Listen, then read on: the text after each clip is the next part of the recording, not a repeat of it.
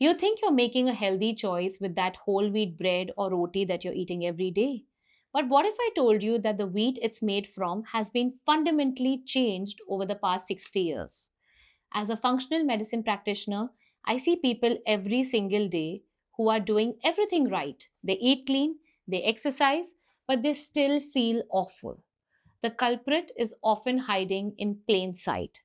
In this video, I'm going to expose the key changes to modern wheat that are contributing to a silent epidemic of chronic health issues that your doctor's standard tests are completely missing. You read the labels. You choose the heart healthy whole wheat bread over the white. You pick the whole grain pasta for your family. But even with all your effort, you're still struggling. You feel bloated and uncomfortable after you eat. You're living in a state of bone deep fatigue that no amount of coffee can fix. You're dealing with brain fog that makes it hard to focus, maybe some nagging joint pain or skin issues like eczema or acne that just won't clear up. You've probably even gone to your doctor who ran the standard test for celiac disease and it came back negative. You were told it's not gluten and sent on your way, maybe with a prescription for your symptoms or the suggestions that, it's just stress. And so you keep going, feeling frustrated and confused, thinking you just have to live like this. But what if I told you that it's not in your head? And what if the problem isn't just gluten, but the modern gluten found in the very wheat you've been told is good for you? The wheat on your table today is fundamentally different from the wheat our grandparents ate, and that difference is causing widespread damage that most conventional testing completely fails to detect. Stay with me because I'm going to show you exactly how we got here and what you can do about it. To understand the problem, we have to go back to the 1960s and the Green Revolution. With the best of intentions, scientists set out to solve world hunger by creating new, high yielding crop varieties. They succeeded by developing the new dwarf wheat that was shorter, sturdier, and produced way more grain. It seemed like a miracle. But this miracle came at a hidden cost. The focus was entirely on the quantity over the quality. This is documented in the Broadwalk wheat experiment, one of the longest running agricultural studies in the world, started way back in 1843. The data from this experiment is shocking. After these high yielding dwarf wheat varieties were introduced in the 1960s, the mineral content of the wheat plummeted. We're talking about significant drops in essential minerals like zinc, iron, copper, magnesium, in some cases by 19 to 28%. Think about that. You now have to eat far more calories just to get the basic nutrition your ancestors got from a single roti. Your body feels full, but it's actually starving for the micronutrients it needs to function, leading to a cascade of health problems. Researchers call this eating an empty harvest. But the changes weren't just mineral deep. This intensive breeding also altered the protein structure of the wheat. It's a common myth that modern wheat was intentionally bred to have more gluten. In fact, some studies show the opposite, with modern varieties having slightly less protein and gluten overall. The real issue is more complex. Modern breeding has changed the composition of gluten.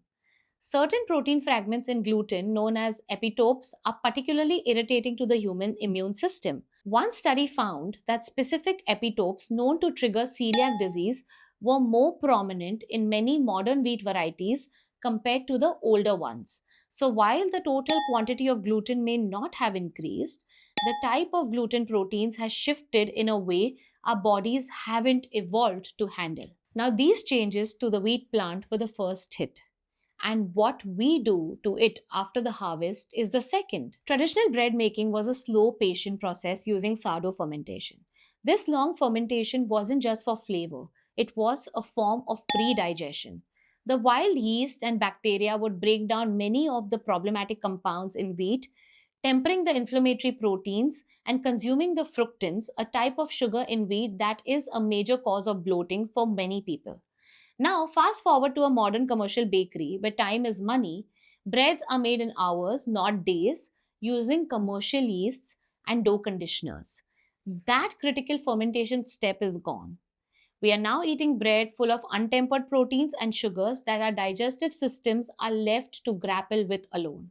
But it gets worse.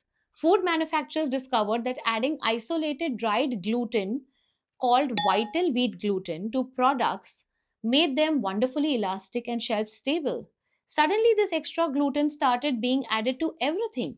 It's not just in bread, it's a binder in meat products, it helps seasoning stick to chips, and it's a filler in everything from soups to sauces.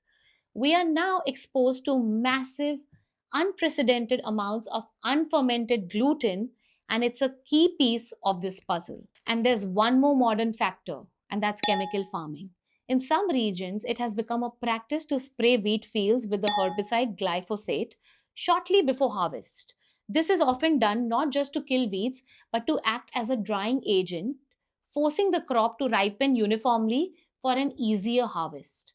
While the extent of this practice varies and its direct health implications are still being debated, so let's understand what is all this modern gluten actually doing inside our body.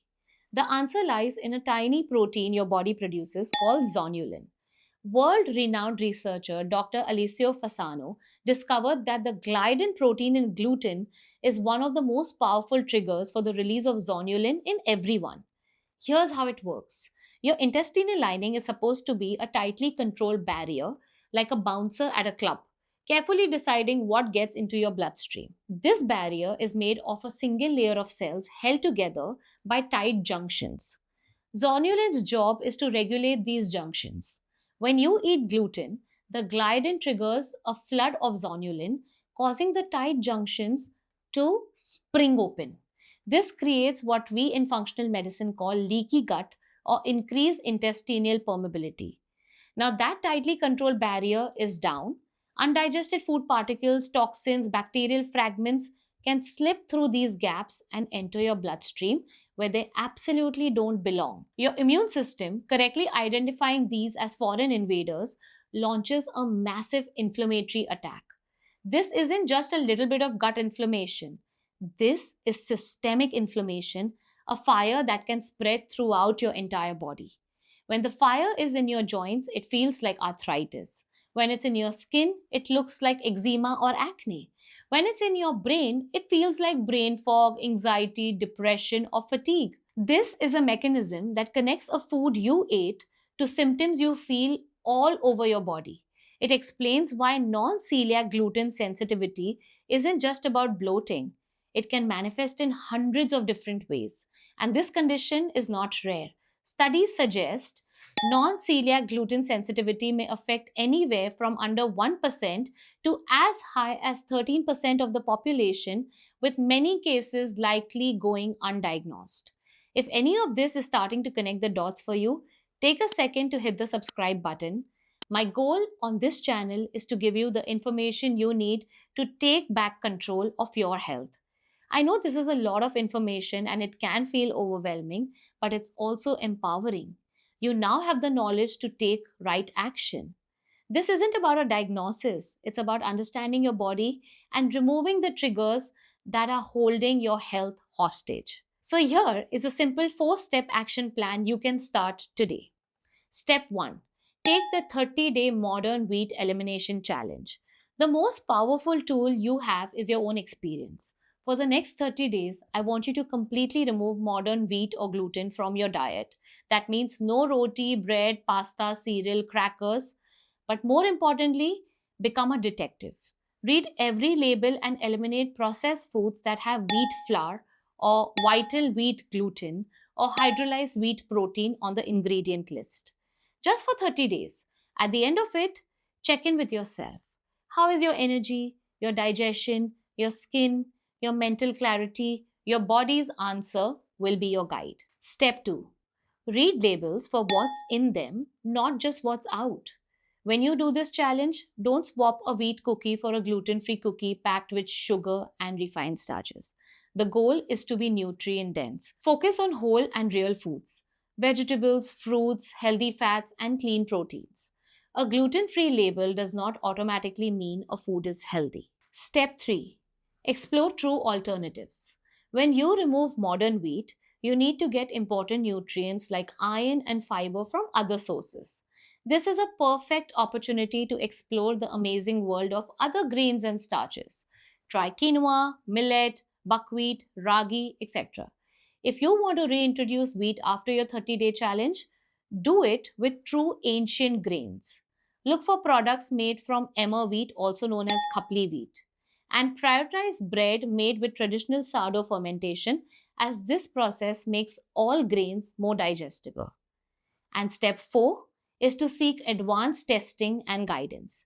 If you do the elimination challenge and feel dramatically better, that's a huge win.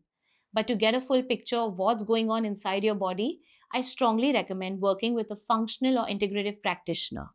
We can run advanced tests that go beyond a simple celiac panel to look at the inflammation markers, assess for intestinal permeability, and check your micronutrient levels. This helps build a personalized protocol to heal your gut and calm the fires of inflammation for good. The health issues you're experiencing are not just something you have to accept as normal. They are not a sign of personal failure, and they are not at all in your head. They are a logical response by your body to a food that it no longer recognizes as the nourishing substance it once was. If you have all the unpleasant symptoms, you have the power to change it. It starts with your next meal. You can choose to nourish your body with real whole foods that heal rather than harm. You can choose to listen to your body's signals. You have the ability to take control of your health journey, and it starts today. Thank you so much for watching. If this video opened your eyes, please share it with someone you love who might be struggling. And let me know in the comments, have you noticed a difference when you removed modern wheat from your diet? I would love to hear your story. Thank you for watching this video, and I'll see you in my next video.